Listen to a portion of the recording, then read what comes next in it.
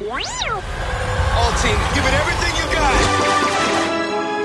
It's time to fangirl flail with Fangirls Going Rogue. Count me in. I don't think there's anything more important in the Star Wars universe than the fans. News, discussion, and commentary from the female point of view.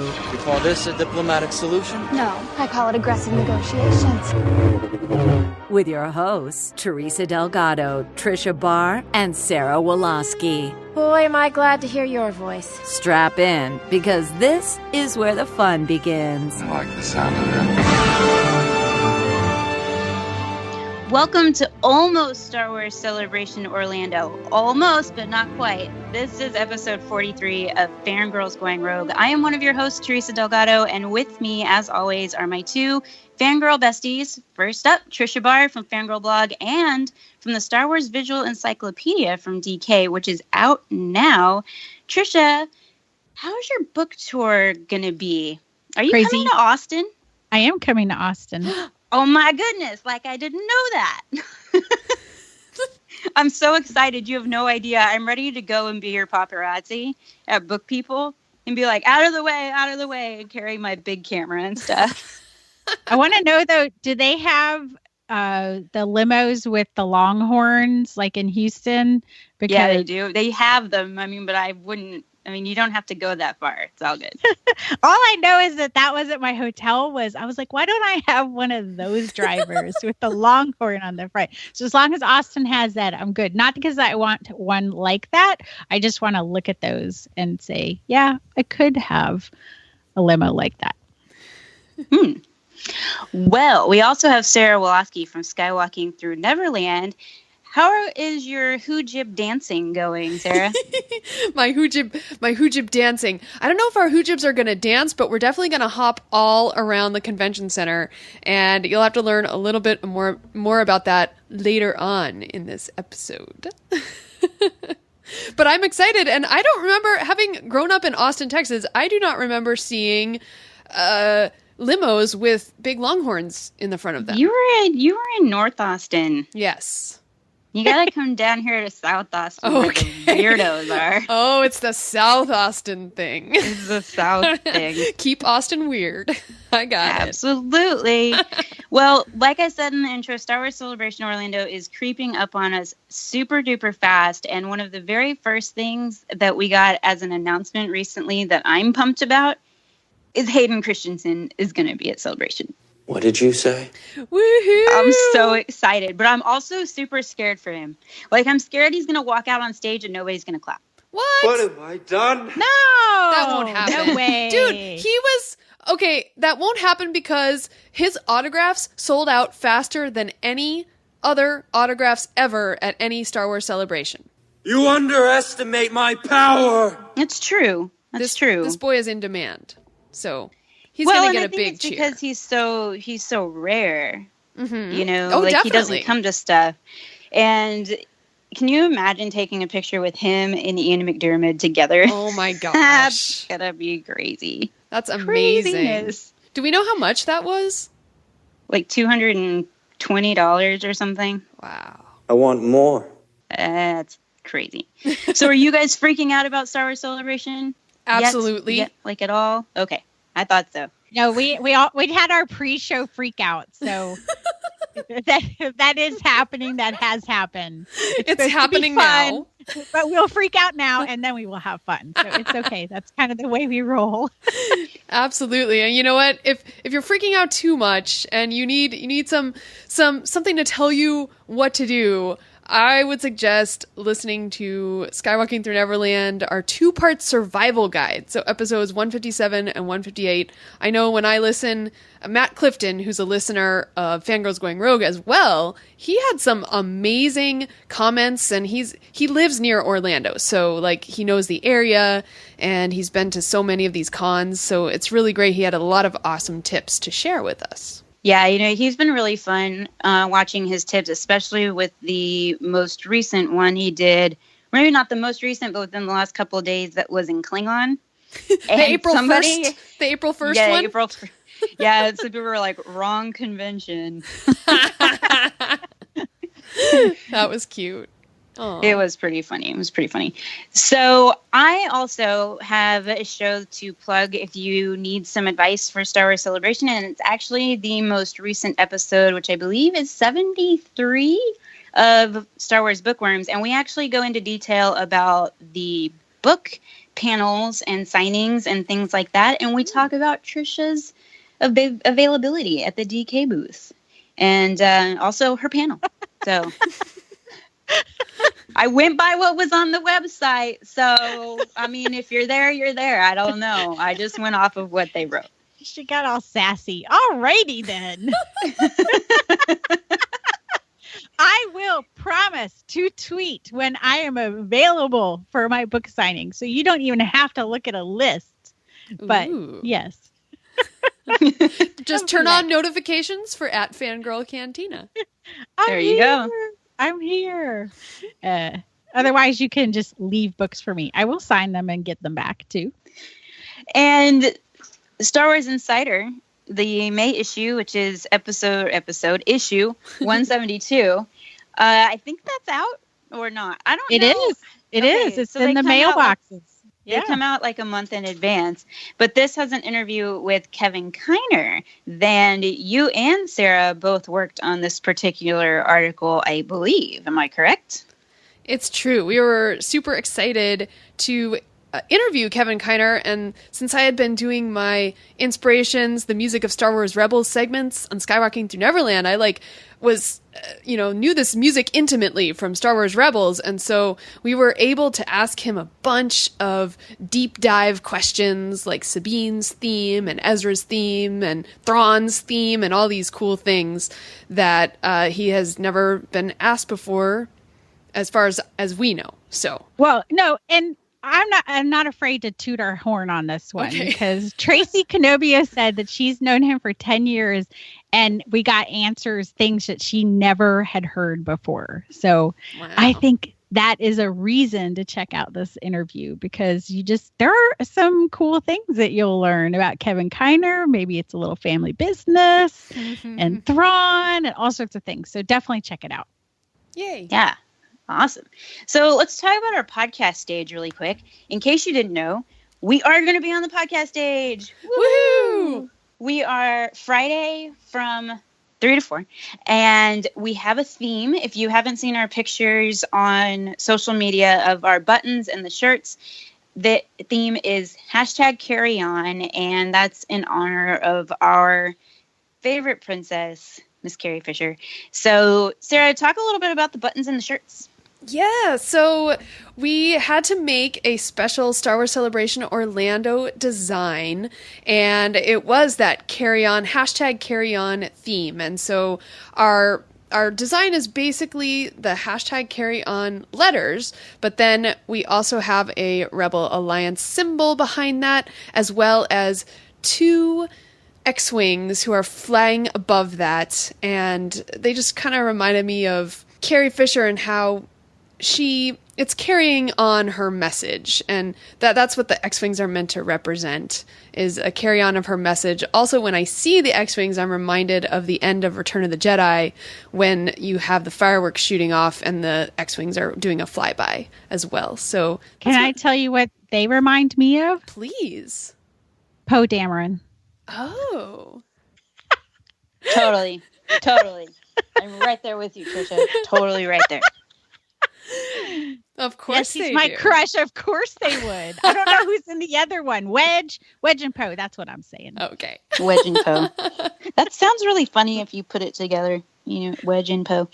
Anyway, it's late, people. It's late. Well, we should mention that design is on a t-shirt at tpublic.com, as well as you can get vinyl stickers now. This is new. That's very cool. It's so very, cool. Very cool. And they're only like $2.50 each.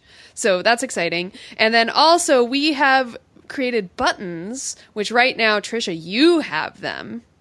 I do have them. They are in my possession. So if they don't get to the convention, it is now my fault.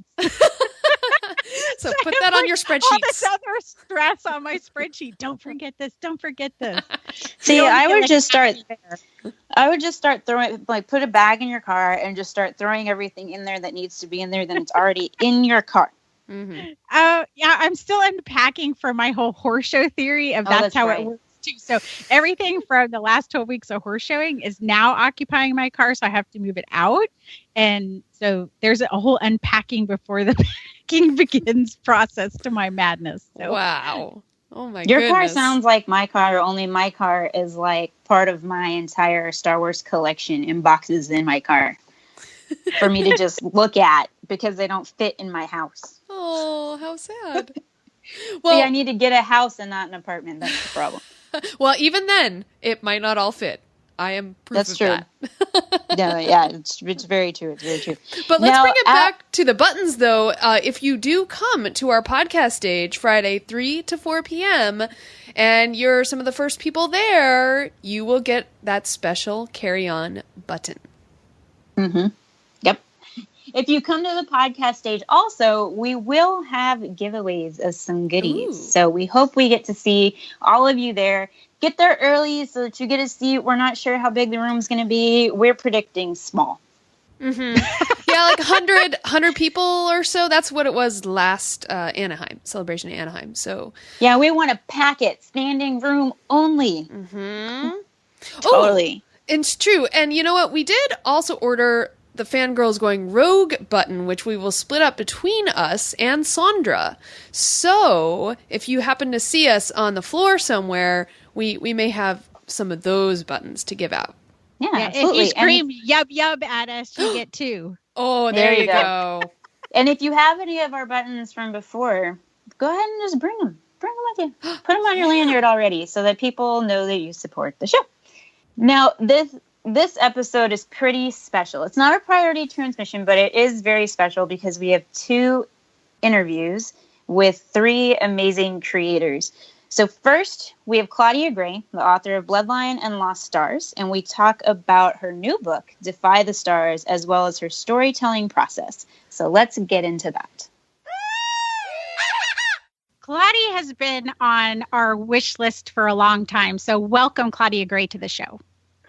Hello there. We're so excited to have you here, and the first thing we wanted to ask you about is when Disney bought Star Wars, did that Disney sale change your Star Wars fandom in any way? No, it didn't. You know, I was excited because I wanted to see more Star Wars, and that was about it. Honestly, I didn't really think how much more it might impact things. I had read a lot of the old EU, but had sort of fallen out of touch with it in the last several years. So I was a little bit less like, oh no, they're changing everything. Although I did know immediately, like before there were any announcements, the minute Disney bought it, I was like, they're not going to be tied into the novels. I know they aren't. I guess it didn't surprise me. Does that make sense? Is that what you were asking me? Yeah, no, that's fine. No, we just like to know, like, different people, it changes their fandom in different ways, like maybe how they got into it or anything like that. Yeah, I've been in fandom long enough to know, and especially now in the era of the reboot, there's a transition when you're in a more or less closed canon fandom versus being in an open canon fandom. You know, it's not that things weren't changing in the older you, but you sort of knew the basic big template of the big things that had happened to the main characters. And, you know, it's kind of tough to let go and be like, oh, things are going to change now. And this character you felt really safe being invested in now, you don't know what's going to happen to them, et cetera. But that is the natural price you pay for sort of the rejuvenation of a franchise. Gotcha. That's actually a really good point. Yeah, like with the X-Files, you just had to be like, okay, Mulder and Scully, they're a little bit on the outs right now. I can deal with it. Nice. That might lead to one of our other questions, which is, what are some of your other fandoms? Oh, gosh, I've been in this so long. I should eliminate the things I'm not a fan of. That would be quicker. The first TV show would have been Star Trek The Next Generation, or maybe, do you remember V? God, that was terrible. I really enjoyed it. I still own it on DVD. It's great. The original V, not the new V, which somehow turned man-eating lizards from space boring. How did they screw that up? I'll never get over that. You know, and then with the X-Files, you know, I was on the internet with a 2400 baud modem going in the, the AOL folders and Alt TV X-Files Creative, and that was where I got into fan fiction. So I think it all sort of stands out from those three things, but it has included so many things along the way. Wow. Well, what we love to know, and this really tells a lot about a person sometimes, is what is your favorite piece of Star Wars memorabilia? For me personally, which I guess is the only way you can answer this, I don't know if you saw this on Twitter about a year and a half ago, I think I found my old Star Wars Galactic passport from when I was 12. And that just delighted me. First of all, because it's cool and fun, and you had all these stickers, but there were planets they hadn't covered, so I made my own stickers and put them in there with the glue stick, and everything. And I adored that thing. I mean, I still have it. I made it through decades and moves in at least one house fire. That would probably be my personal favorite thing. So what exactly is, I've never heard of it before. What was the Star Wars Galactic passport? It was literally a little passport, like a little paper passport, and it had a cover that was sort of a little bit heavier in the dark blue with the gold writing on it, and you filled out your identification and what planet you were from, it asked you these sorts of things. And then there were stickers that were like passport stamps. But some of them were weird, though. They had one for Jabba the Hutt's palace. It was like, anybody's there, they're not going to admit they're there. And it's not like Jabba has a customs department. But, I was maybe interrogating that a little too closely. Is this from Disneyland? This sounds like something Disneyland would do. No, this is from 1982. Okay. Wow. Oh, cool. Tricia, do you remember that? Why don't they have that? I want one of those. I remember them, but I didn't have one. But yes, I do remember having them. So we have so many more planets through the books and the TV shows and the other movies. Like, I bring that back. Oh, and it would be so cool. There could be a thing you could only get at Disney World or Disneyland, a stamp you could only get there. I need to talk to marketing. They need to know about this. Oh, they need to have that at, like, when Star Wars Land opens and there's, like, all the different places you can go, kind of like they do for Epcot Flower and Garden, and you have the passport and you go and collect the stamps for the different food booths you go to, only it's, like, for the different places you go in Star Wars Land. Yay. Yes! That would be wonderful. And I think you should get them free if you have your old passport, because I have mine. I think that would be a good way to kick off that promotion. So we saw you were watching the Clone Wars on Twitter. Where are you in your watch through I'm assuming you're doing it on Netflix. And do you have any favorite moments so far? Oh, gosh, yes. My favorite seasons are probably like 3, 4, and I'd say 5, still 5. Because I felt like in that middle thing, they really just got a little bit more daring with the storytelling in terms of character, if that makes sense, because there's always so much visual imagination, but I really feel like kind of as the show kept going, they got the swing of portraying some very adult concepts in a show that was still a fun show for kids. They sort of found the balance that let you get into things like that. When you saw the prequels, and, I'm not a prequel hater, but they're not my favorites.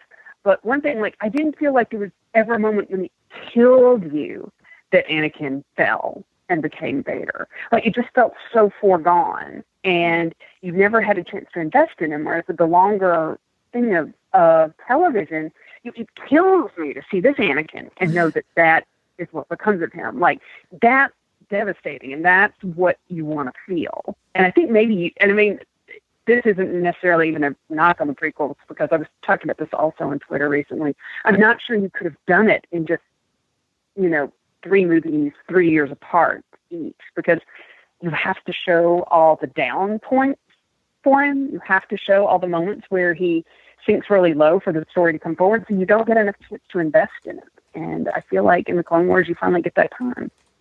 Yeah, the Clone Wars really do, I think, help enhance the prequels, and I'm a prequel baby, so they were my first ones in the theater, and I absolutely adore them.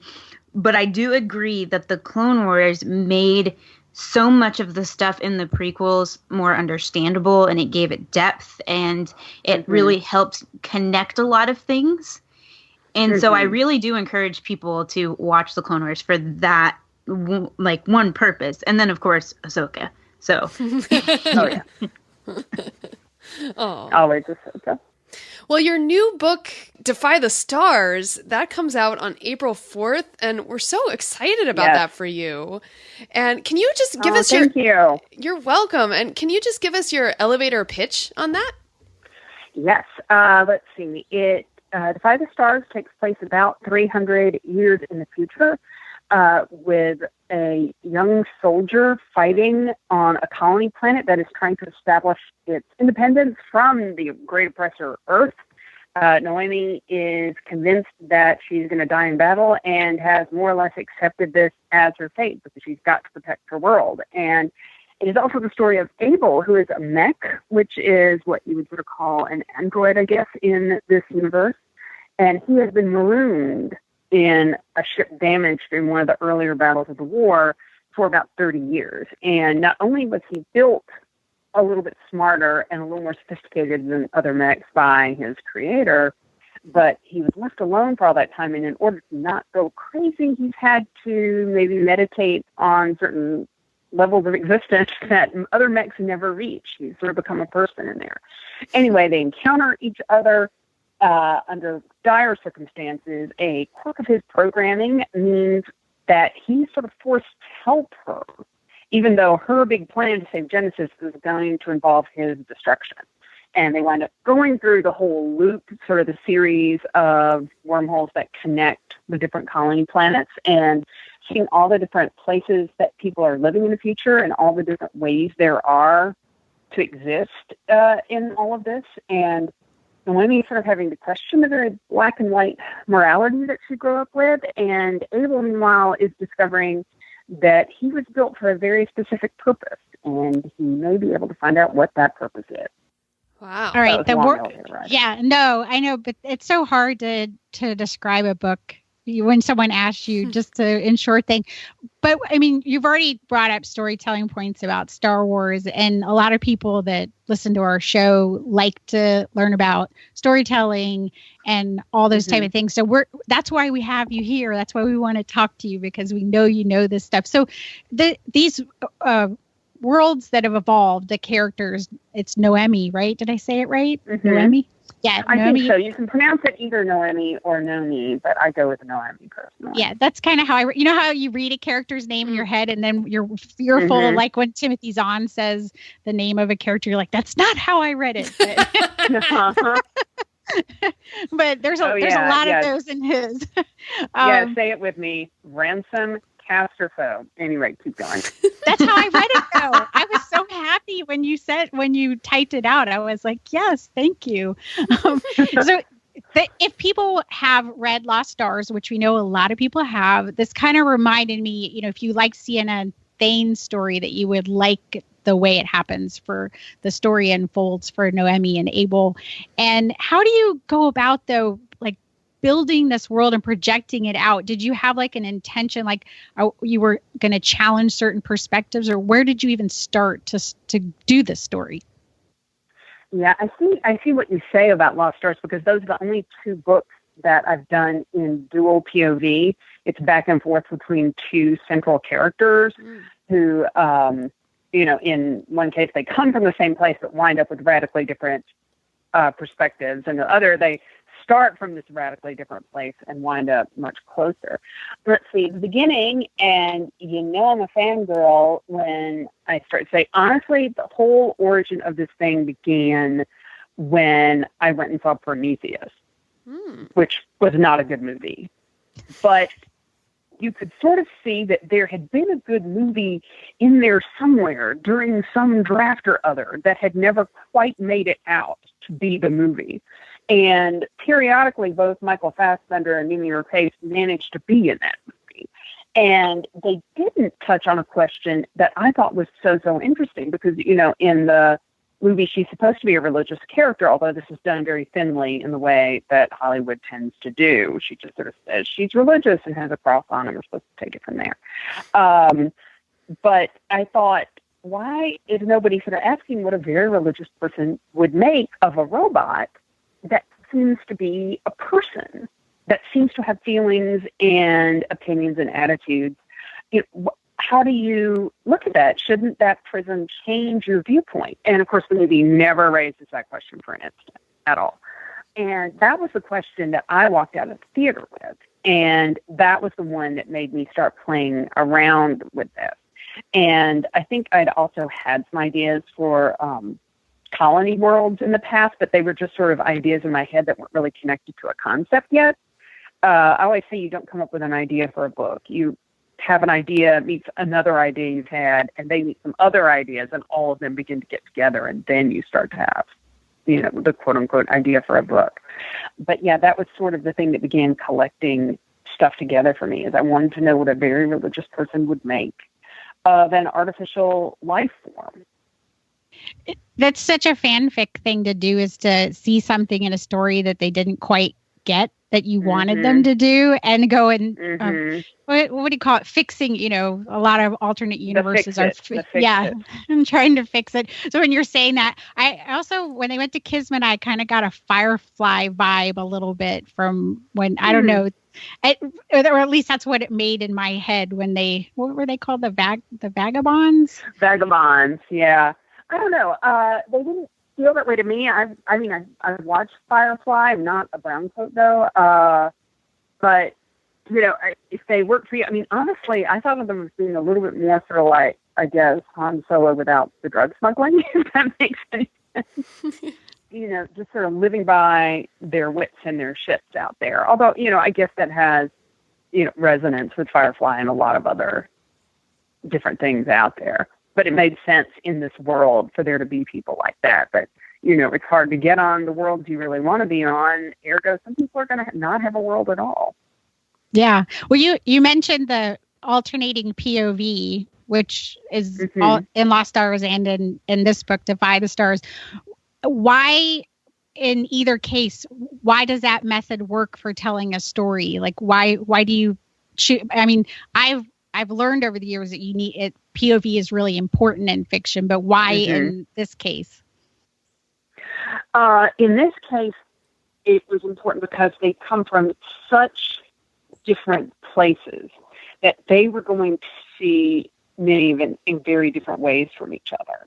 And also part of the fun, hopefully, of Defy the Stars is the two of them slowly getting more and more on the same page. As they never become identical. There's still a big difference in the way they see things, but they do get closer over the course of the story. And the best way to do that is to fully show each point of view and, let each one sort of have their private say. They're pretty snarky about each other in their heads for a little while there in the beginning, and sometimes not just in their heads. But I think dual POV works really well when you want the story to be equally shared, which is important, and when the different perspectives are different enough that contrast is going to serve your story, I would think. One thing that I've actually heard from a number of agents and editors is sometimes it's very frustrating when they get a book in that is dual POV, and the POVs aren't different enough.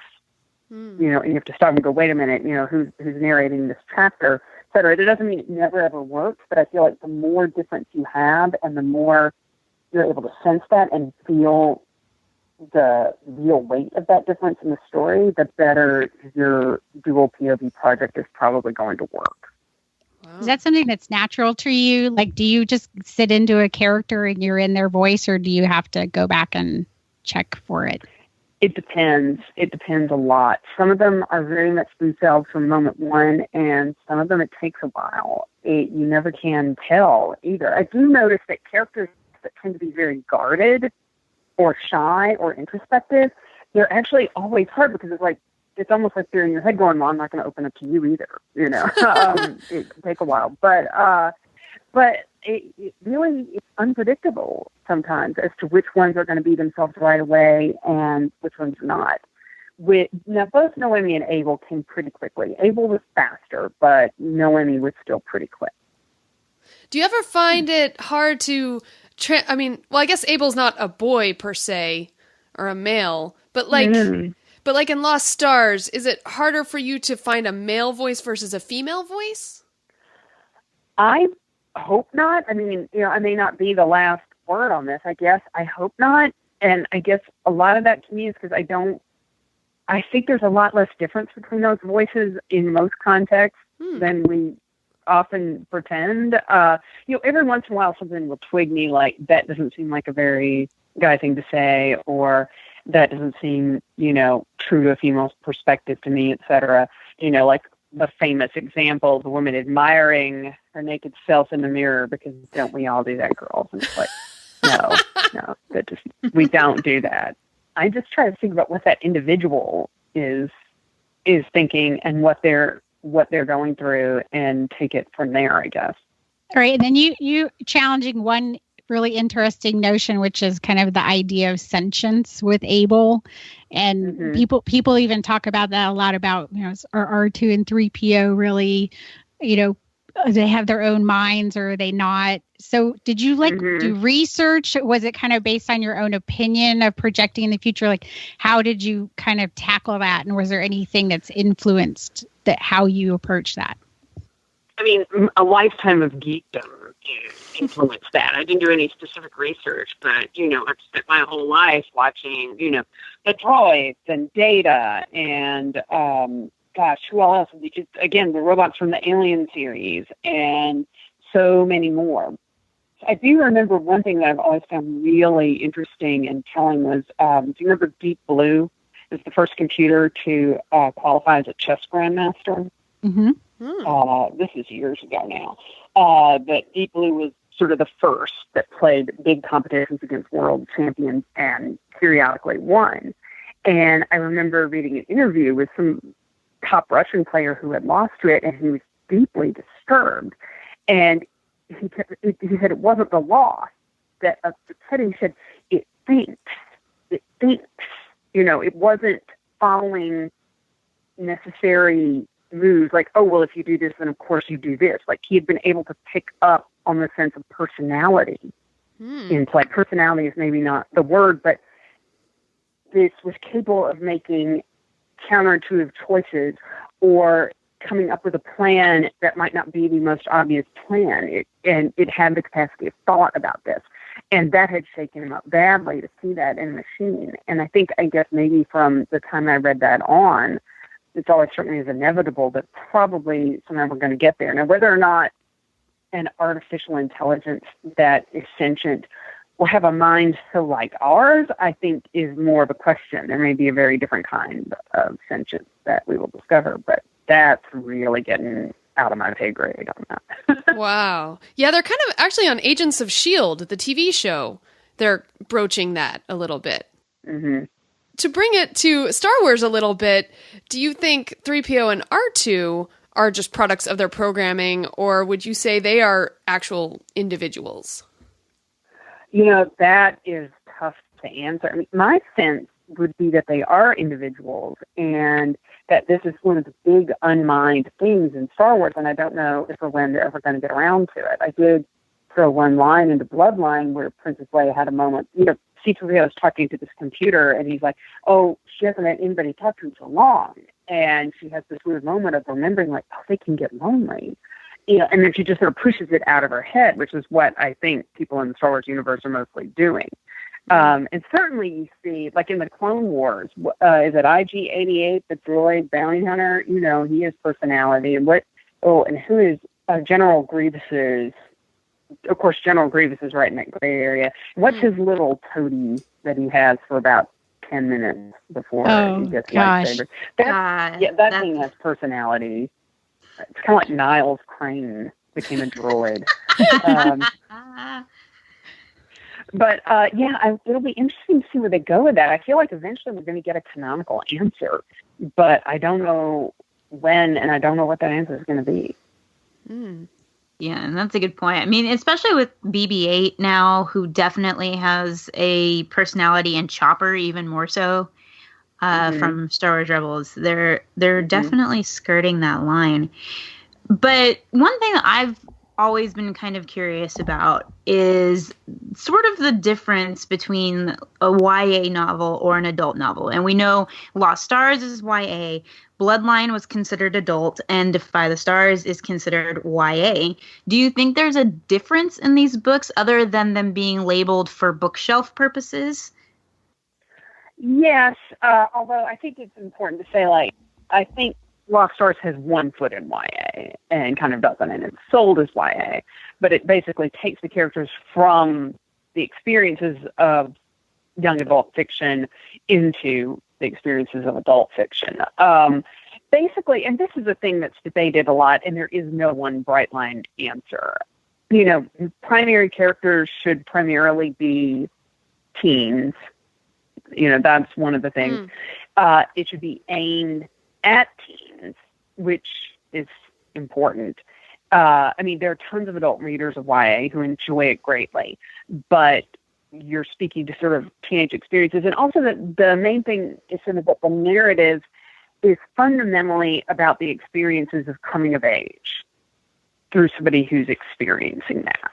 And that can be, you know, as realistic as the things that happen in, say, a Sarah Dessen novel, or it could be this fantastical stuff where you're, you know, going around the universe with a robot trying to save your planet, or you're fighting in the Hunger Games, or whatever it is.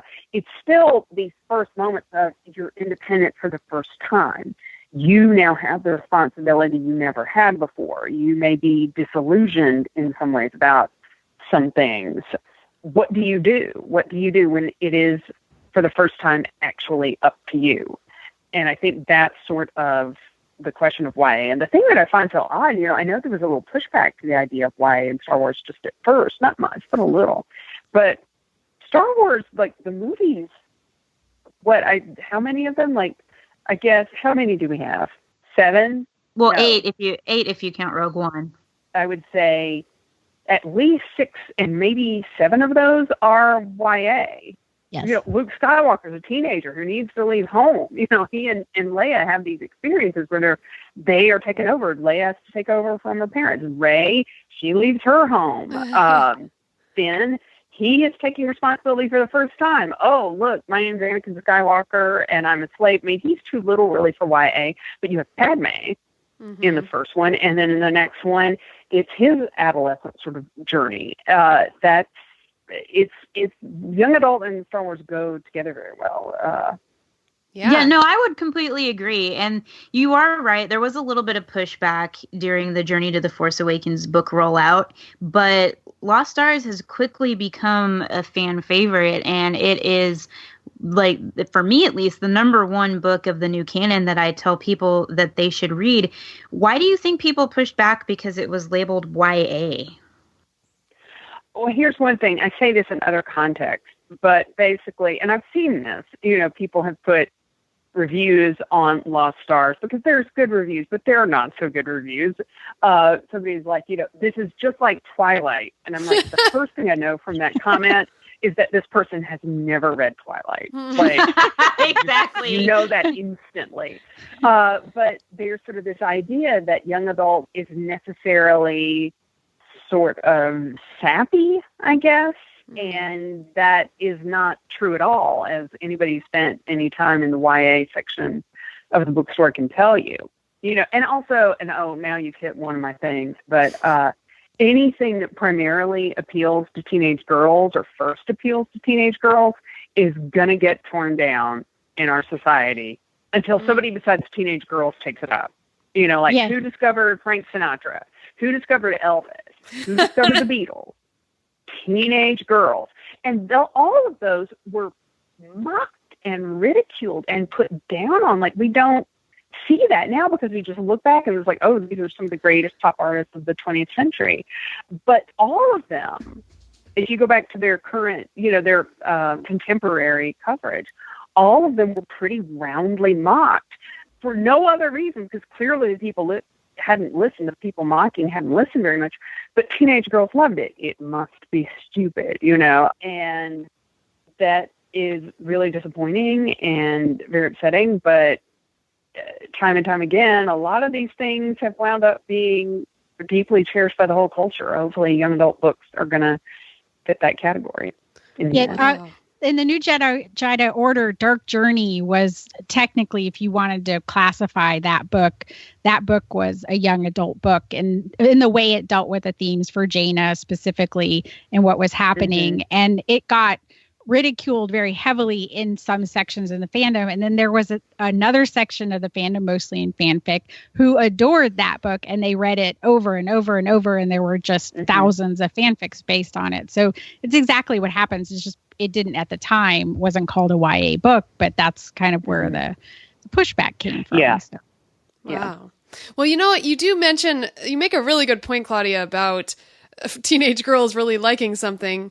And you mentioned sappy parts in the novels, and to me, that's like the romantic parts in the novels. Oh, yeah. No, I mean, sappy is a word that people use for romance they don't like. You know, romance they do like, because, you know, a lot of people did not enjoy Anakin and Padme in Attack of the Clones, and yet it was like you had this whole fandom that seemed to have forgotten they loved Han and Leia. Mm-hmm. You know, and I personally believe pretty strongly in romance as a storytelling vehicle, because if it's written right, it's fundamentally about, you know, a clash between two opposites and the synthesis, I can't pronounce that word, the synthesis of those forces, whatever that is. You know, it's the two different perspectives that have to come together in some way.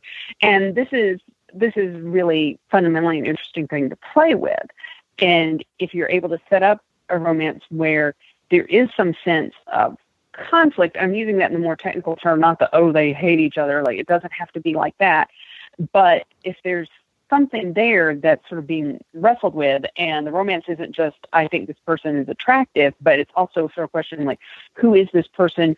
Who am I? You know, what does building this bridge to this other person sort of say about me and my place in the world? What does it change for me? But these are big questions to answer and to grapple with, and I think they're fundamentally dramatic and interesting. Do you have a Pinterest board for this book with your fan I do casting? indeed. In fact, it was announced today. We're recording this on March 29th on one of the blog tour posts. You can find it from my website. There's a link to my Pinterest accounts generally, and find the Defy the Stars board. And I'll be linking to it periodically through Twitter too, I'm sure. Yeah, I just love hearing about those, how you approach writing that character relationships in your stories. And like for Noemi and Abel, did you approach it kind of in a similar way you would approach a romance? Yes. It has some romantic vibes, but much less and much later than in most of my work. And it made sense, though, because these are, you know, people who literally meet attempting to kill each other.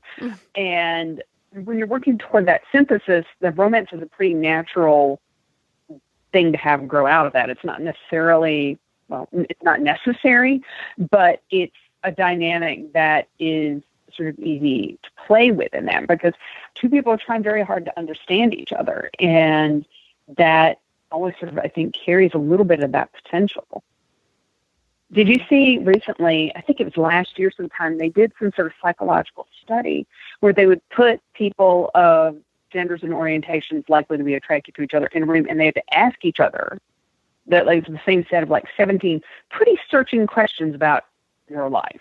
You know, what is this, whatever. And they would have this conversation. And then at the end of the exercise, they were instructed to say like 3 nice things about the other person. And then they had to look into the other person's eyes for a solid minute. Did you see this? No. Sounds like fascinating, though. Yeah, no, seriously, something like a third of the people in the experiment who were matched, you know, other than like having the potential maybe theoretically to be attracted to each other at random, like a third of them wound up going out, and a few of them turned into like long-term relationships straight from there. It was like, boom, you know, this formula where if you're really, really forced to understand another person and respond to them in a compassionate way, that tends to ignite pretty powerful emotions. And their phones weren't allowed in the room, were they? No. You concentrate. Yeah, it makes it better. So just knowing your history with Bloodline and the character of Leia, obviously we lost Carrie Fisher this year. How did that impact you, considering you got so close to the character of Leia? And obviously it was really upsetting. I so hoped it wasn't as bad as we first heard, and then it was. And actually, Jen Heddle, one of the editors at Lucasfilm, and I, we were texting each other. She was like, how can this be happening? I hope it doesn't sound strange, but I don't know how much Bloodline changed that specifically, because I have loved that character my whole life. Always. So that was pretty staggering. And it was so sudden, too, just out of the blue and in the middle of everything, which was so startling, because you felt like you were finally going to spend more time with Leia. And, now we have episode 8 and that's it, which is really hard to accept. You just kind of wanted her to be here forever. And also just Carrie Fisher was such fun and so funny and so smart and a real writer. And I loved having her weigh in. I felt like her perspective on everything was just delightful and incisive, and I always enjoyed hearing her take on all of it. So, it's just a tremendous loss, and there's really, I don't know, there's nothing to do but to just keep loving Princess Leia, and I'm really looking forward to episode 8. I want to see her again. Oh, I'm gonna, how at the end of movies when they put for whoever, for Anton, for people who died during the filming. I'm so nervous for that. We're all going to lose it. I mean, I'm sure it's going to be Carrie. Do you think they'll put Kenny on there as well? Oh, yeah. Yeah, I would think so. Yeah. But that's going to be a tear-jerking moment. Oh, and that was also the thing. The first time I saw Rogue One, the first 2 times I saw Rogue One, Carrie Fisher was still fine. Yes.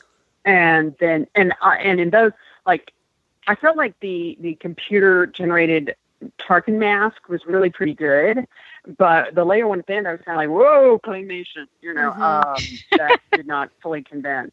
Then when I saw it the 3rd time, and she looked up, like, I burst into tears. It was like,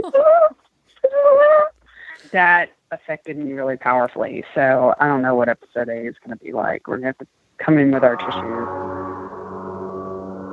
That sounds like a lightsaber. What was that? I think it might have been a motorcycle on my end. Okay. But it was weird because it happened at the same time that my cat jumped on me and her nails dug into my leg. So it was my dog kind of freaked out when he first heard your voices coming over the phone, but he was now sound asleep and untroubled. I'm glad we have that effect. Well, that's his response to pretty much everything that is not, bacon. So don't take it personally. It's a normal dog reaction. I know. It's actually good, better than hyper dog, right? Yes. He has his little hyper moments, but they're pretty brief. Oh, we're talking about you, buddy. Oh, what's his name? Pierre. I can't take credit. He came pre-named. He's from the Ploss Animal Rescue, but it suits him. So, and he knew the name, so I was like, okay, fine, we'll go with that. Where can people find you out there on Twitter and other places, like your Pinterest board? They can find out more about Defy the Stars, which is out April 4th. Yeah. Soon. Yeah.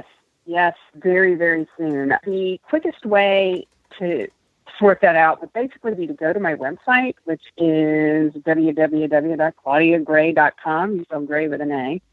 And on there, there's toggles that will take you to my Pinterest, my Facebook, my Twitter, all my social media stuff. So whatever format you personally prefer, you can find me there. Probably I'm most active on Twitter, but it varies from time to time. So, you can find me at any or all of those by going to my website and just clicking on the specific ones. And Defy the Stars you should be able to find pretty much everywhere, I hope, on the 4th. Oh, yeah. I've got it pre-ordered in my Amazon. Yes, thank you. That's what authors like. Yeah, that's what authors like. Well, Claudia, thank you so much for your time. We are so appreciative of it, especially now that you're coming into your launch. So it was wonderful to get to... Thank you, guys. I know we were supposed to talk earlier, and my world had other plans, but thank you guys for doing this, and I'm really excited to be on. Defy the Stars is in stores now, so download your Kindle, order from Amazon, or head to your local bookshop and buy it.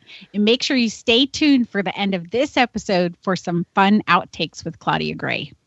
So now let's talk to some artists who are pretty excited for Star Wars Celebration Orlando because they were picked for the Celebration Art Show. Teresa and I sat down with Joe Corroney and Brian Miller in this next interview. One of the many highlights of every Star Wars celebration is seeing new artwork from all the amazing artists. This year, 32 artists were selected for the highly coveted art show. We are excited to welcome two of those artists now to tell us about their fantastic pieces. We have Joe Corroney, who created a Rogue One-inspired piece, I Rebel, featuring Jyn Erso. Hey, Joe. Hey, guys. Hey, thanks for having me on. Of course. We're so excited to have you. And then you also bring with you Brian Miller. And Brian, you created Star Wars 40 Years of the Force, and it has a beautiful trench run scene. So hi, Brian. Hello. It's great to be here. Yay. Well, you know what? We wanted to ask you first, before we get into these amazing pieces, we want us to tell a little bit about your fandom. Like, what is your first Star Wars memory? And Joe, we'll start with you. My first Star Wars memory was seeing A New Hope when I was, I guess, I was almost 4 years old, or I had just turned 4 that summer, back in 1977. So I saw the first movie. If it wasn't my first film that my family took me to, it was the first film that I actually remember seeing in the theater. So, but it probably was, I think, the first movie, or one of the first movies my mom and dad took me to. And seeing Darth Vader on the screen for the first time, that is burned into my brain forever. So that's sort of where I get my my love and my fascination for Darth Vader in particular, is from a very early childhood memory. Whoa, so it must have blew your mind when you saw Darth Vader again in Rogue One? Yeah, it really was. I mean, the first time I saw him when I was a kid, you know, Darth Vader scared me, and I thought he was a monster. I didn't know there was a man in that suit. I just my brain couldn't wrap around what that character was, because he didn't look like a robot, but he didn't look like a man. I thought he was some kind of monster or something. So I was really scared when I first saw Darth Vader. And then, so seeing him, you know, in Rogue One, just in his full fury, man, I mean, that was amazing. Kids today are probably kind of numb to that kind of stuff. Whereas, you know, if I had seen something like that when I was 4 years old, man, that would have blown me away. It did blow me away as a Star Wars. It was that scene, the last 10 minutes of Rogue One. It was that scene we had always wanted to see in Star Wars. So, absolutely. You know what? And Brian, can we get your first Star Wars memory? I think I was a little too young to see Star Wars when it was released, so I'm pretty sure I had some of the toys before I'd even seen the movie. And I remember the really poorly made, bad lightsaber toys that were basically flashlights, and then the saber part was like an inflatable. You had to like blow it up. And they weren't in the right colors. It was like yellow or something.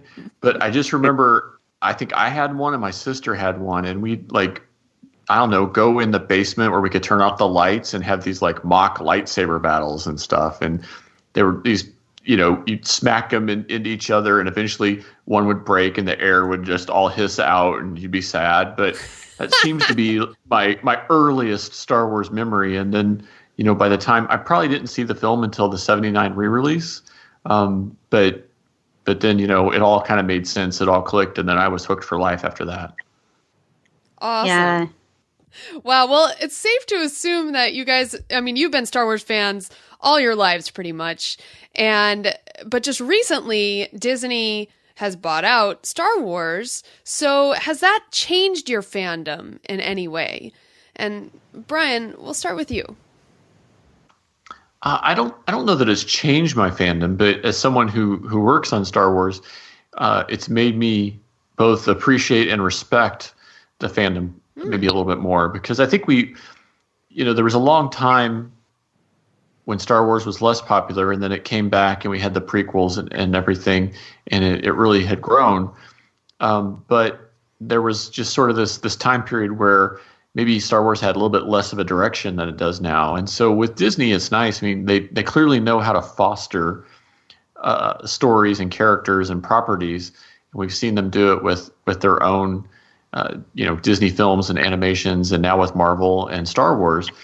So I have a lot of faith that they're going to make Star Wars viable for generations and generations to come, and not have that sort of dead, falling, slow period that we experienced for a while in the 90s. And, I look at what they're doing with the parks and Hollywood Studios and Disneyland in California, and all that they're investing into ensuring that Star Wars and the legacy of Star Wars lives on.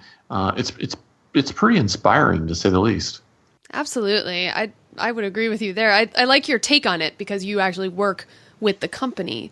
And Joe, do you have any feelings on how Star Wars has changed your fandom since Disney buyout?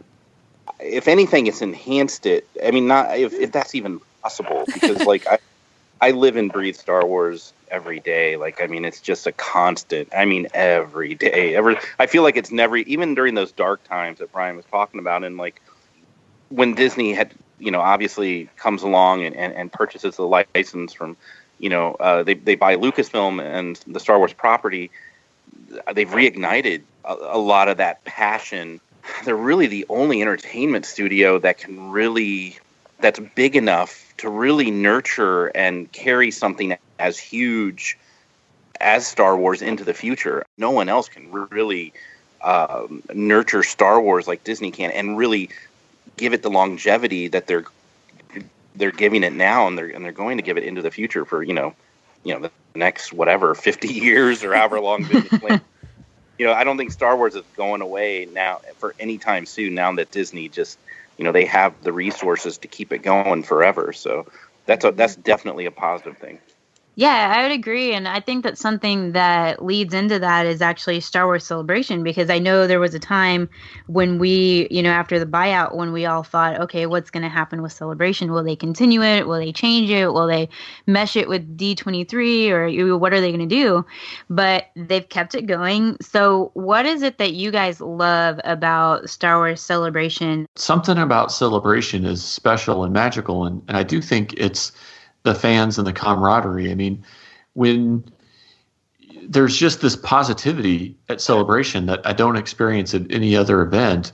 Everyone's there and excited for everything that's happened over the last 40 years, plus everything that's coming out. We're all dying to see, whatever the next trailer is or the next costume reveal. And I also think that the other artist that we share space with at Celebration is sort of the same way. I mean, you look at some of the other talented people who are in the art show, and some of them we've known from previous celebrations, or maybe we know from Comic-Cons, but to get to hang out and catch up with them and see their art and talk to them about why they chose the character or the scene they wanted to draw, and, what's been the response to it, and just sort of have a communion or a fellowship with them is really special, especially under the umbrella of Star Wars, because it seems like at a comic book convention, if a bunch of artists get together, it sort of turns into a session of complaining about everything that's wrong with the industry or something like, we all can talk about the bad page rates or the late deadlines or whatever it is that's annoying us that day. But with Star Wars, that's never that way. It's not ever. It's always what we're excited about and what we're looking forward to, and the great interaction we had with fans on the show floor that day. The special fan who brought Joe stroopwafels when we were in Celebration London, or the special fan who brings us their sketchbook and wants a personalized sketch in it, and the story we could tell at the crazy character they picked from the extended universe that only 5 people have ever heard of. I mean, it's all those little interactions that add up to a whole that's just bigger than the sum of all those individual parts. And I don't know that I can describe it really, but it's just special in a way that no other event is. I agree with you. And you know what? Each celebration that you go to, it ends up being more and more of a family reunion. Even though these aren't your family, like your blood family, it's definitely a Star Wars family of sorts. So I could definitely agree with you both there. And I know that you two have been to celebrations, and I'm so excited to hear about your pieces. Now, Brian, can we start with you and your piece, which is called... 40 Years of the Force. There you go. 40 Years of the Force. And it's really cool. You've got the trench run scene, basically, and that moment where the Millennium Falcon kind of saves the day, saves Luke's X-Wing there in the trench run that's flying at you. So it's a really nice 3D piece. And so first of all, tell us that how many years have you been an official Star Wars artist? And then just tell us about your piece and why you chose this one. Well, I've been working with Joe for a long time, I think over a decade. And so he was always the Jedi Master and I was the Padawan learner. And he's been very generous and kind and eventually, said to Lucasfilm, hey, you need to look at what Brian's doing. So over the course of years, I was able to illustrate some Topps sketch cards and some other Star Wars illustrations until I sort of got invited into the circle of the fine art and collectibles. And so that's been fun. I've been doing that for, I guess, 3+ years now. Nice. So Celebration Anaheim through now. That's been a fantastic experience, and I owe it all to Joe for sure. And for this year, when Lucasfilm announced Celebration, I knew that I wanted to illustrate my love letter to the original release of Star Wars in 1977. And we can say A New Hope, but in 77 that hadn't been coined yet, so I keep saying the original release. And I've seen the film thousands of times, but I went back and I wanted to watch it a few more times and just refresh myself. And I kept coming back to the trench run. And what I noticed was I'm in love with that moment when Han Solo and the Millennium Falcon and Chewbacca come back and they do rescue Luke. But as you watch the film, you realize that shot with Luke in his X-Wing and Vader and the TIE fighters behind him you see, and the shot with Han Solo shooting the TIE fighters you see, but what you never see in one composed shot in the film are all three of those elements together. And so that was sort of the spark that really got me super excited. And I thought, well, I have a chance to illustrate something that's at once familiar but yet new and fresh because it's a way we've never seen it before. And that's what sort of kind of got me going in that direction. So once I had that spark of an idea, then I started doing my sketches and my preliminaries and kind of working out what I wanted to do. And, in the end, I had this idea of the X-Wing coming like right out at you, right out at the viewer. So I played with sort of breaking the fourth wall, for lack of a better term, and having the X-Wing overlap the border so that it's almost busting out of the illustration and flying right into your living room or your den or wherever you have your Star Wars collectibles. And then I went totally insane. I don't know if I had too much time on my hands or if I had drank too much blue milk that day, but I decided to do the Star Wars, the old 77 logo and the lettering by hand. Wow. Just to kind of finish off the piece. I don't know, I got OCD about it or something. And I was like, I just want everything on here to be, completely hand done and push myself to do that. And I was really, I don't know, I was inspired by it, I guess, just inspired by Star Wars and to do it and hopefully have something that feels retro and feels like it could have been released in 1977, but hopefully at the same time feels fresh and feels like an interesting take on the subject matter. Yeah, it reminds me kind of the Fangirls Going Rogue logo. Yeah, it does a little bit. It does. We've got an X-Wing coming out at you. I just spoke for 5 minutes, but I meant to start that story with, I looked at your logo and I stole it. That's actually the short version of the story. Now, wait a minute. I do really like your piece because it does feel retro to me, especially with the color scheming and like the blues. Those are like those blues that you have on, old school t-shirts and stuff like that. But I like the fourth wall thing. I do like that it's coming off of the page, like coming at you. I like that a lot. Yeah, and I was wondering what medium you used, Brian. So all of my illustrations start as a pencil sketch in my sketchbook. So I have I don't know, I have this little sketchbook that I carry around with me, and anytime I have an idea, I just jot it down. It could be on an airplane, it could be the middle of the night, whatever it is. And so I just have full of sketches. And then when I have one I know I want to develop further, I usually jump into my iPad. And so from there, I'll start drawing. There's an application I like called Adobe Draw, and I'll just start drawing in there. And if I get it to where I like it, where I can, turn it in for approval or whatever, then I'll just go from that. And then if it is approved, then I'll continue on in the iPad. So I draw everything in Adobe Draw, and then to have it reproduced, I'm a real geek about old printing techniques and wood prints and screen prints and metal type prints and stuff. So I wanted this one to be a silk screen. So I had to illustrate each of the 7 ink colors on its own layer so that it could be output to be made into silk screen. So the final piece that the fans will be able to pick up at Star Wars Celebration is a 7-color silk screen on this really cool French art paper called Speckletone. And it's like really pulpy and has like little chunks of like blues and golds and different like things in the paper. So hopefully it has like a very nostalgic and retro feel, so that when it is hanging up in someone's house, if they have a friend come over who doesn't really know Star Wars, they might look at it and say like, oh, that's cool. Where did you get that original Star Wars poster from, or something like that? Because hopefully it has that feel that, it could be from 1977. Wow. Oh, very cool. Very cool. Yeah. I want to see this live in person now. Well, stop by booth 2810, and Joe and I will be happy to show you both of our prints. Excellent. Wow. That's some salesman. When you just have to see his print process technique. It's just the way he pulls these prints off. They're beautiful. I mean, they definitely pop and they glow in person, and you have to really definitely stop by the booth and see the prints, because the quality is just top notch. Awesome. Thank you, Joe. I want to cry. Yeah. So, Joe, tell us a little bit about your work with Star Wars and how that all started, and then about your piece, I Rebel.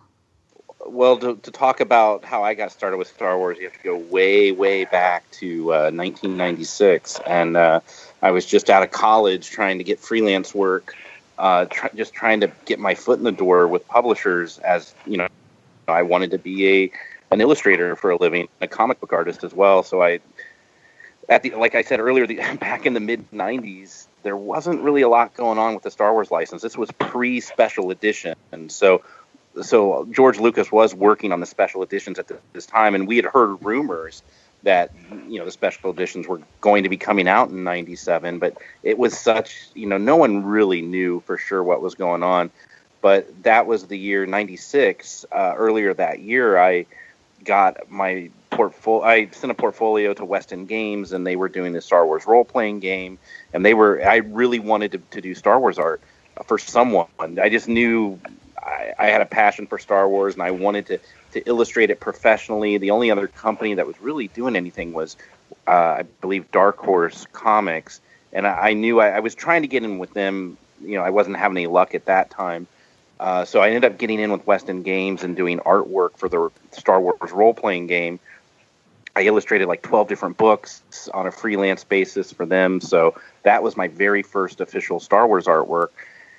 Of course, the special editions come out a year later, and then Star Wars the fever for Star Wars just got reignited big time.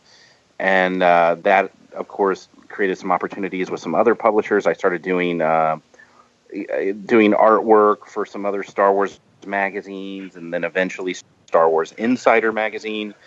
From there, I ended up working directly with Lucasfilm on some promotional art for Attack of the Clones back in 2002 with Pablo Hidalgo when he was just starting at the company there. So we were working together on HoloNet News, which was a in-universe website, and it was sort of like a viral marketing campaign for Attack of the Clones. So I'd been working with Lucasfilm directly and a lot of their licensees, throughout over the last 20 years now. And then, of course, Disney bought Lucasfilm a few years ago, and then I started doing some work directly for Disney on Star Wars in terms of some other licensing opportunities with Disney. it all spiraled from way back then. And regarding my print, my print for Celebration is I Rebel, and the theme is, it's from, obviously Rogue One, and I took the title of the print from the cutscene that didn't make the movie, where Felicity Jones, as Jen Erso, says, in that famous scene in the trailers, the early trailers, where she says, I Rebel. So I thought it would be cool to kind of name my print, even though the scene is, I illustrated the action scene where her and Cassian are fighting the stormtroopers on Jeddah. So I wanted to do an action scene. I loved Rogue One, and I knew going. Actually, I started the print before I had seen the movie, so I was already excited about the movie. But I was basically looking at the trailers. I was looking at whatever reference material that was already out at the time, and I had a little bit of an inside scoop working with Disney and Lucasfilm. So I kind of knew the scene already. I kind of knew what was going to happen in the movie, but I had to start my print in order to get it approved in time for Celebration. I ended up titling the print later, and I thought, that scene that was cut out was that was a really cool line, and I kind of wanted, in my own way, to kind of keep that intact, just by representing that, her saying that in the artwork. So, I knew Rogue One was going to be phenomenal, and of course I saw it 5 times in the theater, and I loved it. So that's kind of where all my passion for that piece comes from. Nice. You know what? Your piece, is it painted? Is that the medium that you used? Yeah, it's digitally illustrated. So I painted it in Photoshop. Yeah, so it's all painted using using Photoshop, all the brushes and tools. And I had lots of tons of reference photos that I sort of pieced together the poses, and I pieced together the scene, and it's not unlike creating a collage in a way, when you have to say in grade school or high school for your art class, you have to cut out a bunch of images and paste them together to create a composition. It's not unlike that. That's kind of how I start out. Is I block out the scene with a bunch of cut out images, and I start to figure out, okay, well, this pose kind of works, and I'm like, well, I don't really have a pose for this character, so now I got to sit there in Photoshop and draw it out and create it. I'm drawing in the computer, but it's still drawing and still painting. I'm just doing it, using my Cintiq, which is like a digital screen that you actually draw and paint on, that you can see, as it's happening, you're looking on the screen and you're drawing. It's a really cool tool. So. Nice. Well, it's amazing to me that it's digital, kind of for both of these things, because they look so pristine. You wouldn't even, I don't know. My mom collects a lot of art, and, we have a lot of, actual pieces that are, painted on canvases and all that stuff. And this has that look of that it's not digital. It's crazy. And it's almost exact. Joe and I both have our training was, both of us, as traditional art. So we both went to college for painting and for illustration. And I think it's that background that has really helped us, because we already know how to draw and paint, and we can do it traditionally. But for a lot of these, whether it's a licensee or Lucasfilm directly, or some sort of special print that needs to be made, we also have the digital skills so that we can give them the type of final file that they need. So for a fine art print, we can make sure that it's calibrated exactly to look really nice. Or maybe Joe has illustrated something with a couple of characters on a background, but then Disney Parks says, well, we would just want just the 2 characters to use on a t-shirt or something. Because it is in that digital file format, those 2 characters can be then just pulled out. So having that flexibility has really helped both of us to sort of succeed in this new era. Nice. Yeah, they look really nice, and there's such movement to both of these pieces, which is what I really like, because your art usually it sits on a wall, but because they're both they're both depicting movement of a sort. You know, Jin is in the middle of a battle scene, and of course the X-Wing is flying at you from the trench. I think it's kind of partly due, in fact, because Brian and I are comic book illustrators, and comic book illustration is all about movement and action. And Brian and I, having illustrated and just so many comics over the numbers of years, that we kind of bring that to our Star Wars art. We know how to like make things feel alive, and we know how to make things pop and jump off the page, because a lot of comic book art is very dynamic. So we know that when we're doing our Star Wars fine art or our prints, that we want to, you know, we're not just throwing up static images of characters and just saying, you know, or ships or whatever, and just, you know, we know how to make them, to give them energy and to make them pop and make them feel animated. And I think it's just because we, as illustrators, we do a lot of comic book illustration work, and you know, we know how to draw and paint by hand too, so we can rely on that knowledge, like Brian was kind of describing, to keep our pieces feeling alive and energetic, and not just sort of like cut out images per se. Yeah, they definitely do. Yeah, and like Sarah, you were mentioning the movement. So I was trying this thing with both of them where I'm like moving back and forth, you know, to see if like if Jin's eyes follow me, you know, if I go to this side of my computer screen or like that side, and it totally works. Like it does. It doesn't matter where I go. She's like looking at me, and the same thing with like the X-Wing. It's like flying at me no matter where I'm at. So, those Jesus paintings that the old people hang on their wall. So I'm kidding. Well, I think of the Haunted Mansion. I have tons of experience with that. My family is Catholic, so I know exactly what you're talking about right now. Yeah, I was raised Catholic too, so I know those the way that the paintings, the eyes follow you. Yeah, that's funny. Well, you know what, you guys, we're so excited, and if any of our listeners want to find your pieces, I know there's pre-orders open right now. So can you guys give us the details on where they can pre-order and how much each piece is? Sure. Yeah, we can totally do that. So if anybody wants to see our artwork, hopefully they already follow us on social media, Twitter, Facebook, Instagram, that sort of thing. But for our website, any listener can go to masterdigitalcolor.com. And the very first thing that they'll see is a nice big banner for Star Wars Celebration Orlando. And if they click on that, there's details about Joe's illustration and also for mine, along with a pre-order link. And hopefully we've made it super easy to pre-order, and even have a place where if you want to add on a sketch remark or some personalization, you can do that. And once you've pre-ordered, then just show up at Celebration and come by booth 2810, and we'll have your print ready for you. And happy to hang out and chat. And if you want to take home some other artwork or sketches or something, we'll be there to help you with that too. Nice. And our pieces, yeah, they're both $60. So, okay. So that when you pre-order, they take you to our store NB pages, and then fans can pre-order the prints. Now, it doesn't mean like if you don't pre-order, it doesn't mean you're not going to have the chance to get one at Celebration. You still can come to the booth even if you don't pre-order. If you pre-order, it just it guarantees that you're going to have one reserved. I mean, there's always a chance that we could sell out of this artwork at the event. Yeah, it's definitely best because, I mean, this is legendary sci-fi illustrator Joe Corroney. He's been working with Star Wars for almost 2 decades. Oh my God!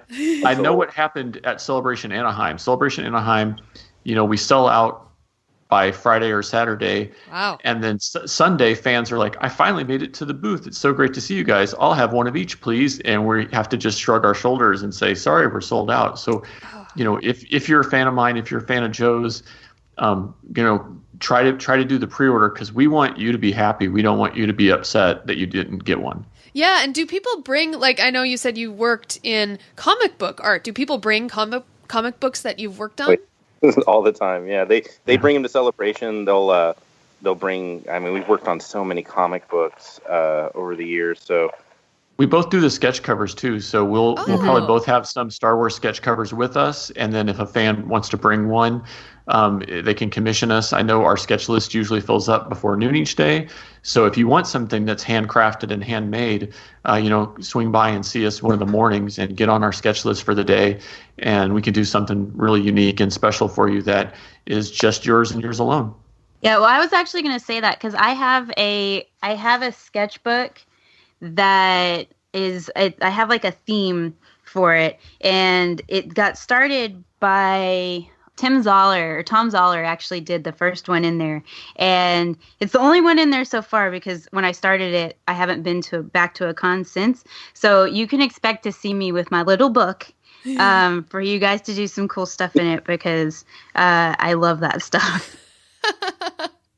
Nice. Well, you know what? You guys both mentioned that you are on social media. So can you tell our listeners where they can find you? Go ahead, Joe. Yeah. Well, first of all, is my main official site, which is joecorroney.com. You can find me there. And then all the links to my social media, my Facebook, my Twitter, Instagram, they're all on there as well. If you go to Facebook, you can look me up as Joe Corroney and follow me there. Or I have my fan page, which is Joe Corroney Art, so you can follow me there as well. So, I'm pretty easy to find online. Nice. So, unlike Joe, I'm one of like 300,000 Brian Millers. It's a very generic name. Sometimes, to my chagrin, I'll get like royalty checks for Brian Q. Miller from DC. I'll get invitations to things for Brian Miller, who's an executive at Lucasfilm. These people are all very disappointed when I show up. So because my name is so generic, it's not really on anything. So what I say to fans is all my artwork is listed under Octopolis. So if you search for Octopolis, you'll see me on Twitter, on Instagram, and on Facebook, as well as my website. So that's probably the easiest way to find me, and it's much more memorable than Brian Miller because there's a gazillion of us. And I think you just followed us. Now, is it OKT Octopolis? That's correct. Okay. Yeah. So OKT. Oh. Okay, great. Yeah, I know I was following Brian. I'm sorry. I know I was following Joe before, but you're gonna see me here shortly. Yeah. It's okay. Joe is, he's a powerhouse. He's a legend in the sci-fi world. And like I said, I'm just a Padawan here, so I'm riding on his coattails. Oh, well, a master and a Padawan, I think it always works out well for both of you. So we want to thank you guys so much for joining us on oh my God. Oh, nice. Well done. On Fangirls Going Rogue. Thanks for having us. Yeah, our pleasure, totally. Yep. Sidious, Anakin, Luke and Leia, Qui-Gon Jinn, C.O. Bibble, Kylo Ren, Salacious Crumb, Bib Fortuna, Boba Fett, Amidala, Wicket, R2-D2, BB-8, I can barely keep it straight. It's a character discussion. It's the Fangirls on Character. It's a character discussion. So for this particular episode, we did kind of that thing we like to do where we pick something that isn't necessarily a character, but could be. And we're going to talk about the theory of the Chosen One. So this comes from a lot of mythologies. There's Chosen One theories in Harry Potter, Lord of the Rings, many things that we all like and love. But we're sort of going to take this from the episode Twin Suns from Star Wars Rebels and sort of expand on that. But first I want to know, do you guys believe in the theory of prophecy? Tricia, from a storyteller's perspective, and even just your own personal perspective, how do you feel about prophecies? Well, prophecies, predicting or saying something will happen. And then a lot of things happen just because people believe they will happen.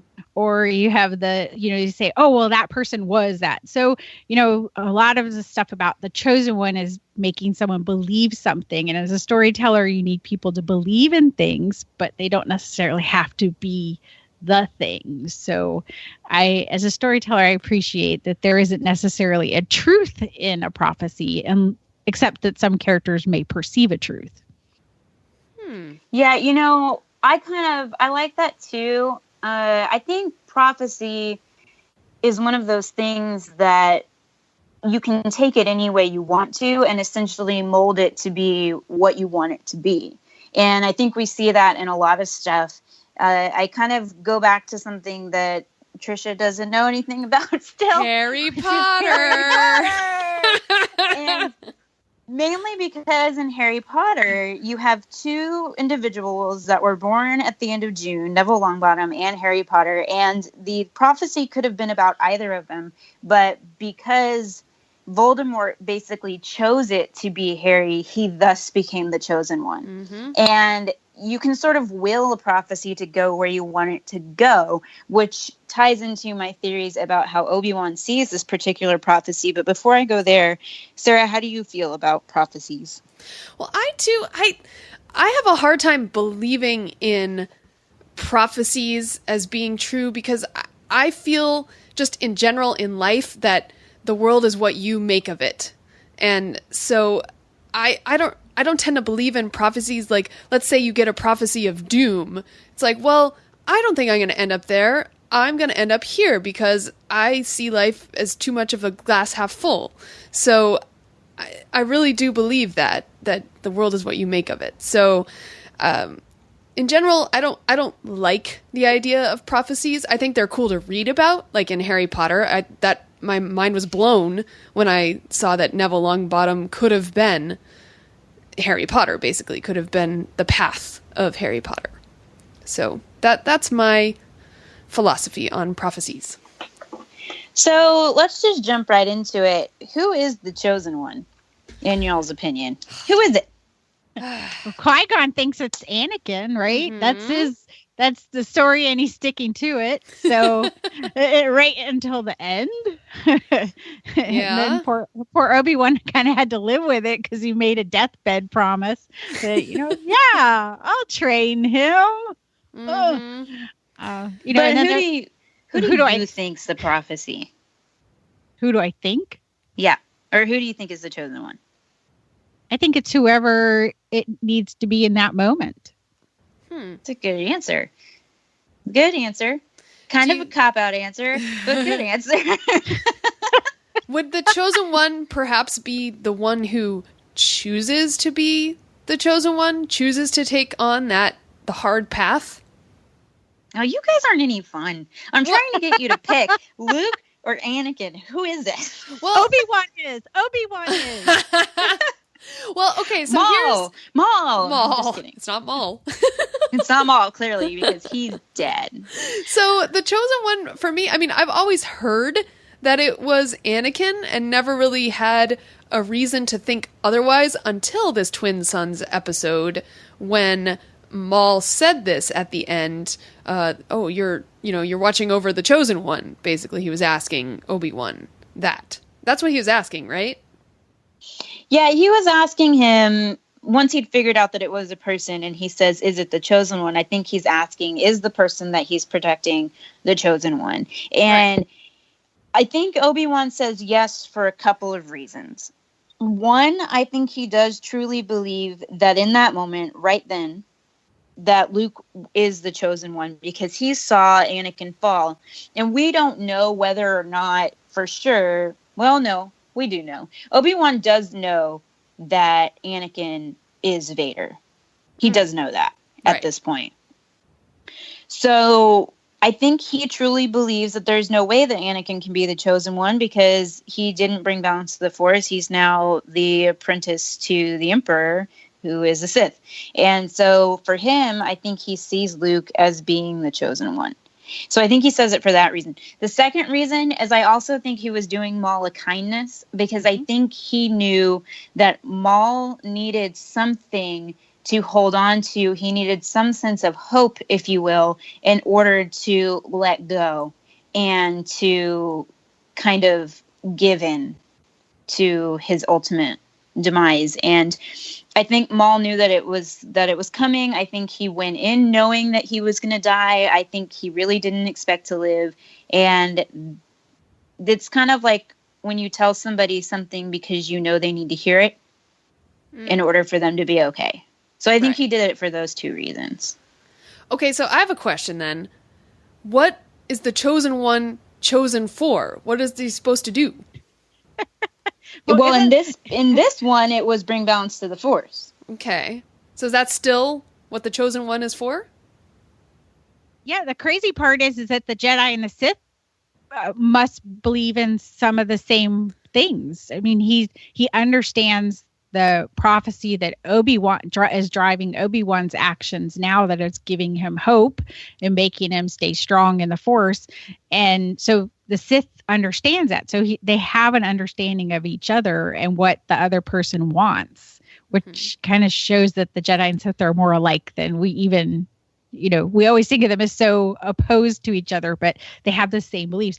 But always the prophecies are like a game of telephone over thousands of years, maybe, so what was the Chosen One initially versus what is it now is, so crazy. And I could go on about my whole Old Testament class at Duke that we had, but like just the way the Hebrew translation for days isn't necessarily the same. We say days, but that isn't necessarily what it meant. So you have language barriers, time. What was the Chosen One? Who knows? But right now they think it's supposed to be somebody that saves them from the Sith. The Jedi do, at least. Okay. Yeah, and there's no definition of what bringing balance to the Force actually means. Right. The Jedi believe it means what Tricia just said, and the Sith believe it means something else. Yep. But in my opinion, I've always felt that Anakin was the Chosen One, but neither the Sith or the Jedi really truly understood what bringing balance to the Force actually meant. And I think that was one of their shortcomings and the thing that ultimately caused both sides to really fail, because they didn't understand that concept of what bringing balance to the Force actually means. Because I feel like the Jedi believed that it was going to be another Jedi that was going to, push the Sith away and, exterminate the Sith. But you need the Sith in order to have balance. Right. Yep.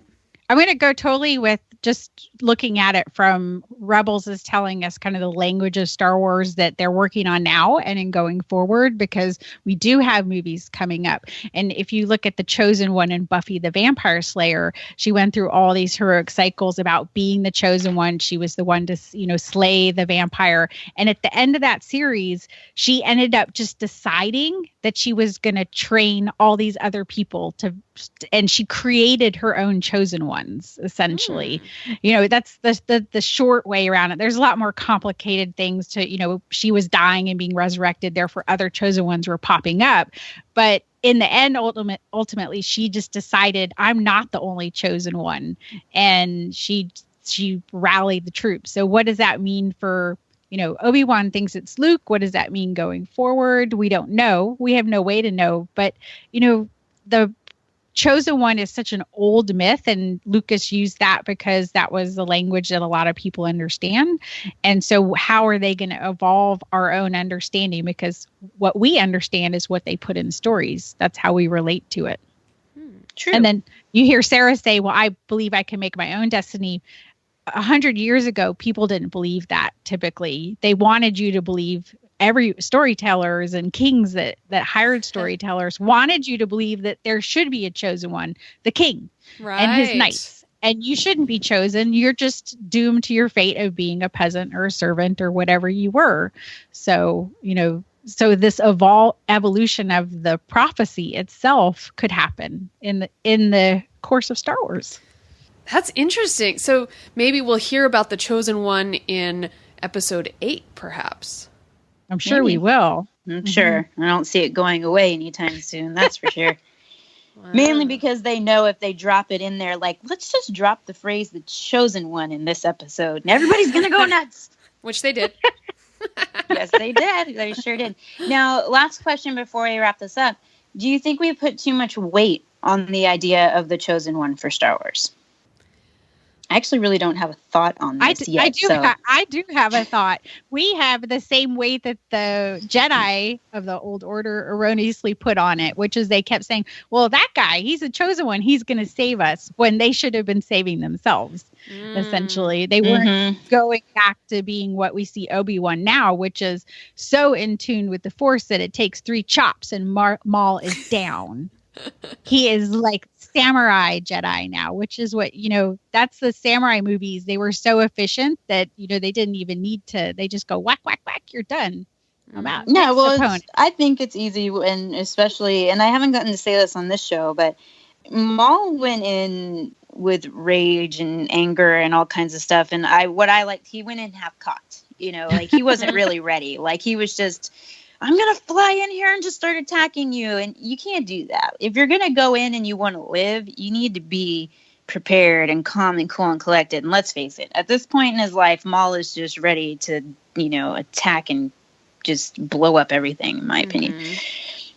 Well, even the music was reflecting that. You got those drums that are all frantic, and that was Maul. And through that, you hear the thread of the Force theme, the French horn.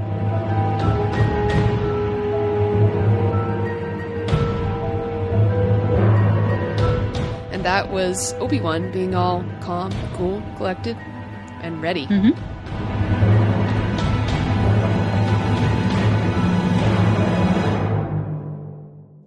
mean, the crazy thing is that it seems like he had been looking for Obi-Wan for a while, enough to kind of make him a little like back into his Maul madness that we saw in the Clone Wars when we first came back to him. Yeah, he was Spider Maul. Yeah, he was definitely back in that range in his voice. Thank you, Sam Witwer, for that wonderful voice acting. But so it seems like Obi-Wan decided to reveal himself. I felt like Obi-Wan was doing essentially what the Sith had done in the prequel trilogies, which is conceal themselves. There's, he had kind of cloaked himself, and Maul couldn't pinpoint him.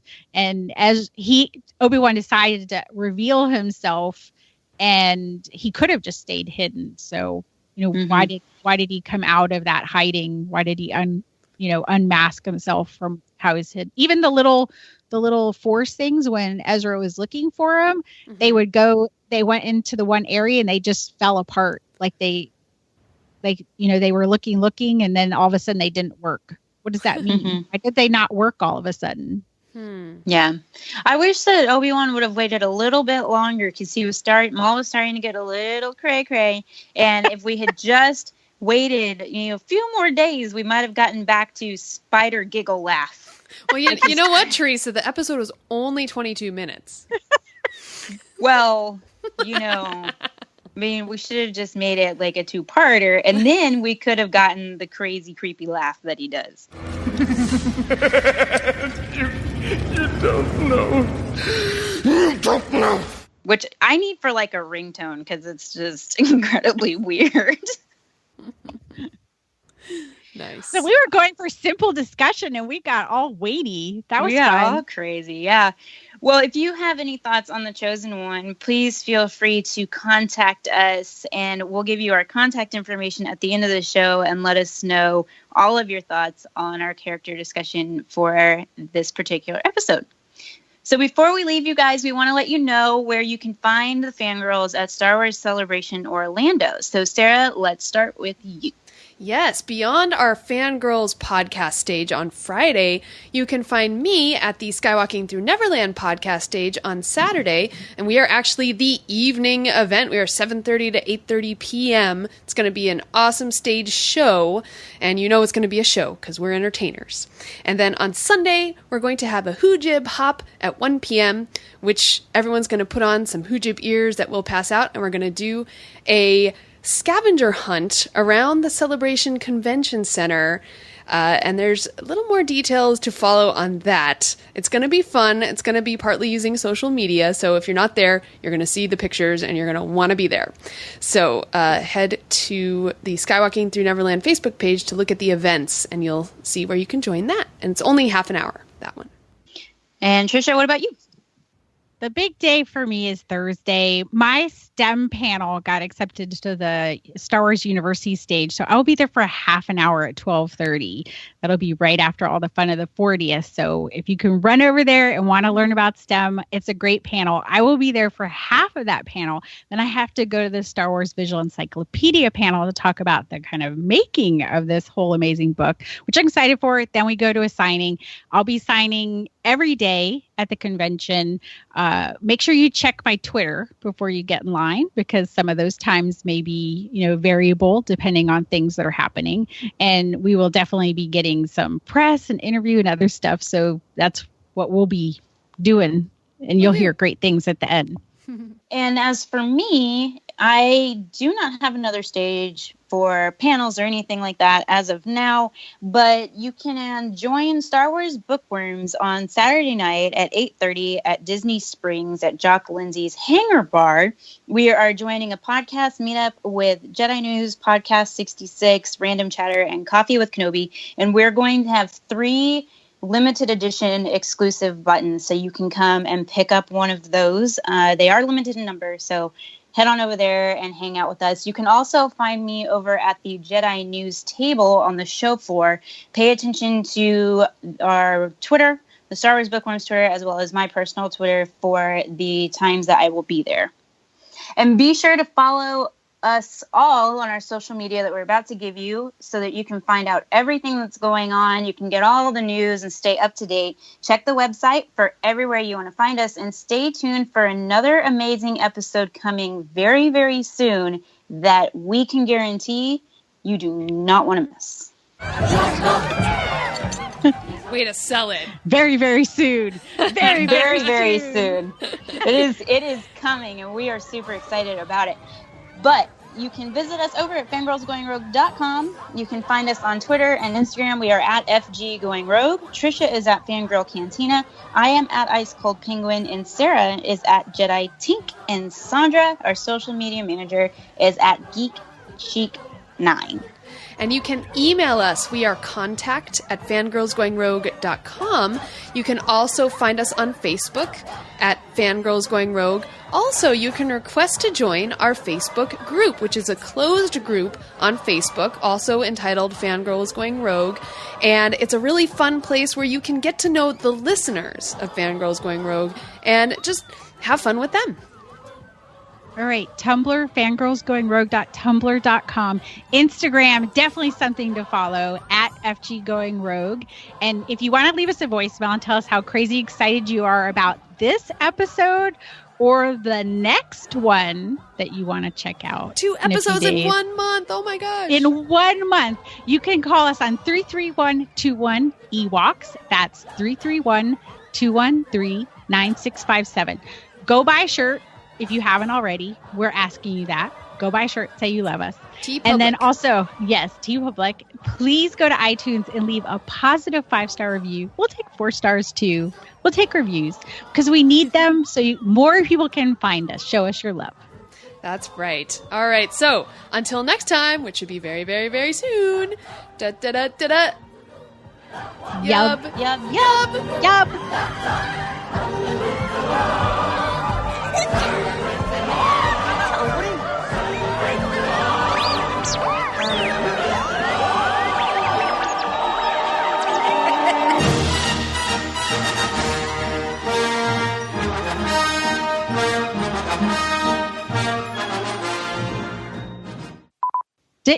Is everything better with your sinuses? Because I know those. Yeah, I had to have surgery and everything, but I recuperated from that very well. So good. Oh, did you have your sinus passages opened bigger? Yeah. Okay. So I might have to have that done. This is a really weird question, but was it like, how did it go? You have to keep this in Should the podcast. I do it? You have to keep this in it. Yeah, it'll be about Defy the Stars, Star Wars, and sinus passages. People love that. I had to have it done. I had a situation like I was losing capacity to breathe, and they were like, "We have to get you in." I haven't had it in the long term, so I don't know how the long term reactions are. And I know that recovery can be kind of varied. That said, I was fine. Like that day kind of sucked, but from, I would say, somewhere between 24 and 36 hours after the procedure, I still had some areas of discomfort and stuff, but it was better than the sinus infection, and I was able to sort of start puttering around the house, by that night, and my energy sort of returned around like I had the surgery on a Tuesday, I'd say my energy sort of got back to nearly normal around Sunday. Okay, cool. But it wasn't that bad. There's some grossness involved, but whatever. Well, I have a medical degree, so the grossness doesn't bother me. It's just like my sinus stuff is so bad, like it's terrible, and I get sinus infections all the time, and they want to go in and rotor and clean out my sinus passages and make them bigger, and I'm like, I don't know. It's not going to be much worse than a really, really bad sinus infection. Let's put it that way. Oh, okay. Well, I've dealt with that. Decision made. Yeah. Now, I did have to keep gauze taped over my nose for 2 days, so like Voldemort going around the house. You just brought up Harry Potter, and this is just for Tricia. Tricia's never read the Harry Potter books. Does she need to do that? Yes. Join our human society, Tricia.